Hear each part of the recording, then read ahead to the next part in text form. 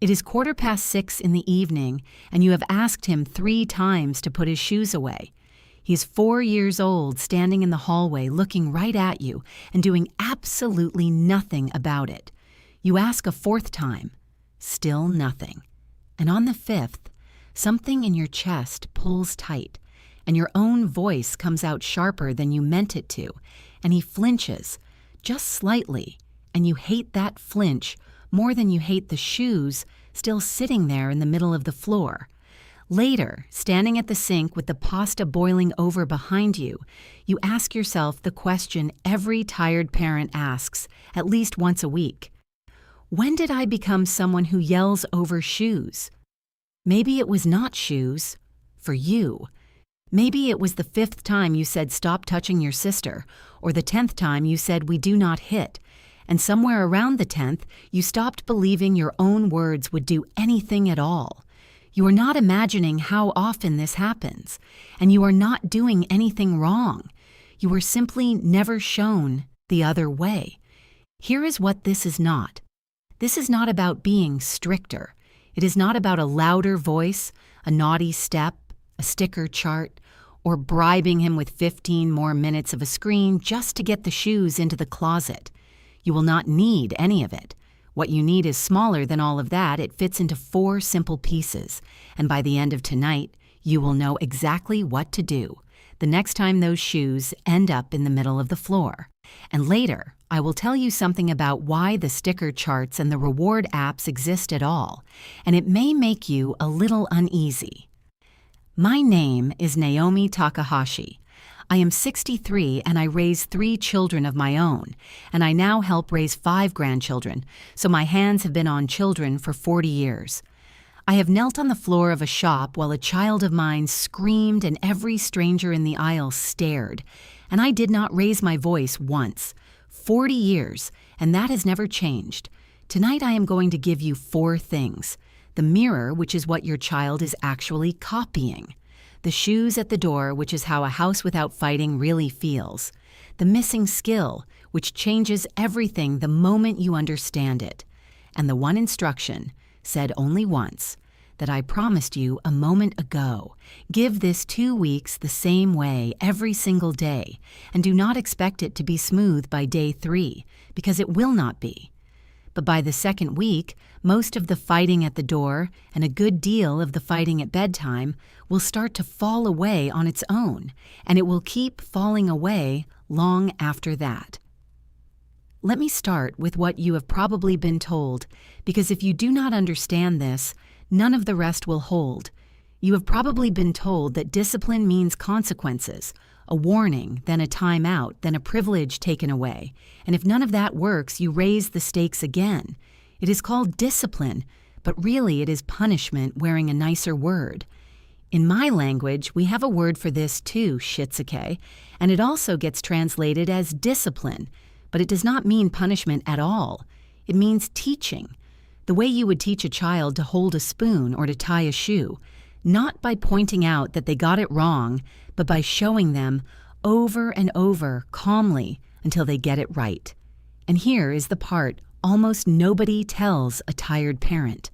A child who is frightened or being yelled at or waiting to find out how much trouble he is in cannot actually learn anything in that moment. The part of a small brain that learns a new skill and the part that manages fear do not run well at the same time. One switches off while the other takes over. So a child mid-tantrum is not a child refusing to listen. He is a child who cannot listen, not right now, not in that state. Punishment does not teach a skill. It only teaches fear, for as long as the fear lasts. Teaching teaches a skill, and a skill, once it is learned, stays. The first one, the mirror. Small children are the most relentless observers on earth, long before they are anything else. Watch a 2-year-old on a toy telephone tilting her head exactly the way you tilt yours, and you will understand this instantly. She is not copying your words. She is copying your entire nervous system. So if you want a child who stays calm when frustrated, the honest, unglamorous truth is that you have to let her watch you stay calm when you are frustrated, especially then. Let me give you a scene you already know. Your son draws on the wall with a permanent pen, and the first thing that rises in you is not calm. It is closer to a small explosion. What did you just do? Instead, try this. Say what you see, out loud, in a flat, ordinary voice. There is pen on the wall. Say what you feel. I am frustrated right now. Then do something visible. I am going to take 3 breaths before we talk about this, and then take them, where he can watch you take them. You are not performing calm for an audience. You are showing him with your own body what a person does with a hard feeling instead of losing it. And some days, you will not manage it. You will yell. That is not a failure of this method. That is simply a tired person on a hard day, and it happens to every one of us, including me, more times across 40 years than I could possibly count. What matters is what comes after. Go back to him and say it plainly. I am sorry I yelled. I was upset about the wall, but I should not have shouted at you. Next time, I will try the 3 breaths first. That sentence teaches him something punishment never could, which is what a person does after they get it wrong. In my mother's house in Kanazawa, nobody ever explained this to us as a technique. We simply watched her do it, the same way our children now watch us. That is the whole of the mirror. A child does not rise to your instructions nearly as reliably as she rises to your example. But example alone is not quite enough, because a child also needs to know, clearly, what is expected of her before the moment even arrives. And that is the second thing. The second one, the shoes at the door. In our house, this is the rule, and it has been the rule for so long that none of us think about it anymore. Shoes come off the moment you step inside, every single time. No exceptions, not for a quick errand, not for a 5-minute visit. My husband and I both do it, every time, without discussion. And because of that, all 3 of our children learn to do it the same way they learn to breathe, without ever being told twice. Our youngest granddaughter, who is 2.5, has actually become the household enforcer. A guest arrives, she says a bright hello at the door, and then, before anything else, she tells them to take their shoes off. She was never taught to police guests.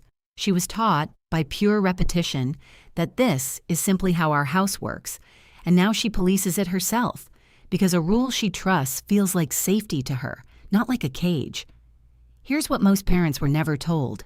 Children without clear boundaries are not more free, they are more anxious. Picture starting a new job where nobody tells you what time to arrive, what your tasks are, or when the meetings happen. You would not feel liberated.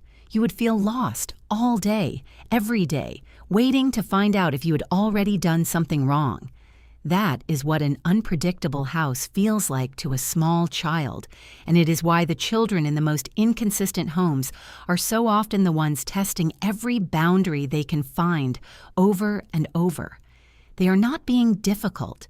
They are trying to locate the edges of the room in the dark. But here is the part that actually makes or breaks this. The rule has to be the same rule, said by every adult, every single time. If I enforce the shoes and my husband lets it go when he is tired, our grandchildren learn within a week that the rule is optional. And once a rule is optional, they will test it forever, because testing it is now the only way to find out which day it counts. So before any new rule in your home, have one short conversation with every adult who cares for that child, your partner, the grandparents, the sitter, and agree on it together. Different houses can hold different rules. Grandmother's house can mean unlimited television, while home means none during the week. And a child understands that distinction far younger than you would expect. But on the rules that actually matter, safety, respect, how we speak to one another, the adults need to be standing on the very same line. When they are, something happens that looks almost like magic, though it is not magic at all. The child stops testing and starts trusting, and a house that used to run on arguing starts running on rhythm instead. And once a child trusts the rule, she is ready for something harder and far more useful than any rule, understanding why she struggles in the first place. But the next one is the one I most want you to hear, because it is the one almost nobody tells a new mother, and it changes not just how your child behaves, but how you see her completely. The third one, and this is the piece that changes everything. Instead of asking what is wrong with my child right now, ask what skill has she simply not learned yet. When a child collapses on the floor of a shop because she cannot have the candy at the checkout, she is not defiant and she is not spoiled. She has not yet learned how to sit with disappointment without falling apart, because almost nobody has taught her how, and it is a genuinely hard skill, harder for a small child than most adults remember. When he will not share a toy, he has not learned the skill of taking turns. When she interrupts your phone call for the fourth time in 10 minutes, she has not learned how to wait or how to recognize that this is not her turn to speak. None of that is misbehavior in the way we usually mean the word. It is simply a skill that has not been built yet in a small person who has only been alive for 2 or 3 or 5 years and has not had very much time to build it. So here is what teaching the skill actually looks like, instead of only naming what she should not do. Say your grandson snatches a toy from his cousin. Do not simply say, "Do not snatch," and hope the lesson lands on its own, because it rarely does. Get down to his level instead and narrate it plainly. You want the dinosaur, I understand. It is Tom's turn right now. You may have it in 1 minute. Then help him wait. Hand him something else to hold or stay close and say, "Waiting is hard, I know, it will be your turn soon." If he falls apart completely, that is not the moment to keep teaching. Your only job then is to keep everyone safe. So remove him if you need to, comfort him, and come back to the lesson later, when he is calm enough to actually receive it. When the minute is up, say it plainly again. Tom's turn is finished, now it is your turn, and help him hand the toy over, and then support Tom through the very same waiting you just walked him through. I still remember the first time I did this with my own eldest, on the tatami floor of our old apartment, over a small wooden top that had belonged to his uncle. He was furious, and then quite suddenly he was not, and something in his face changed that I have never forgotten. The exact moment a hard feeling passed all the way through him instead of exploding out of him. That is the moment you are building toward, every single time. Not a quiet child. A child who knows what to do with a hard feeling because someone finally showed her, instead of only telling her to stop having it. And I will say this plainly because it deserves saying. There is an entire industry built on reward charts, behavior apps, and sticker systems that promise to fix this faster, and none of them teach a single one of these skills. They manage the behavior for a week or two, and then the sticker loses its shine, and you are back where you started because you treated the outward sign and never taught the skill underneath it. There is no subscription fee in kneeling down and saying it is Tom's turn, but it works far better, and it keeps working long after the charts get thrown in a drawer. That leaves one piece left, the one you are still waiting on, the one instruction, said only once. The fourth one, and I promised you this at the very start. The one instruction said only once. Here is the pattern almost every exhausted parent falls into without noticing. Please put your toys away. Nothing. It is time to get ready for bed. Nothing. You say it again and again, and by the 5th time you are either doing it yourself or you are shouting, and neither one teaches him anything except that the first 4 times did not really count, so why listen to them? Here is the fix, and it is smaller than you expect. Get down to his eye level, physically, every time, not called across a room. Say his name first so he knows the words that follow are for him. Give exactly one instruction in a plain sentence, not a question. It is time to put the blocks in the basket. Not would you like to put your blocks away, because a question invites a no, and you did not actually mean to offer him a choice. Then wait quietly for about 10 seconds, without repeating yourself, which will feel like the longest 10 seconds of your evening, and resist the pull to fill that silence. If he moves, even a little toward doing it, say so plainly, "You are putting the blocks away, thank you, and let that be enough." If he does not move at all, walk over and help him begin, hand over hand if you need to. So the instruction still lands as true every single time, whether he does it on his own or you finish it together.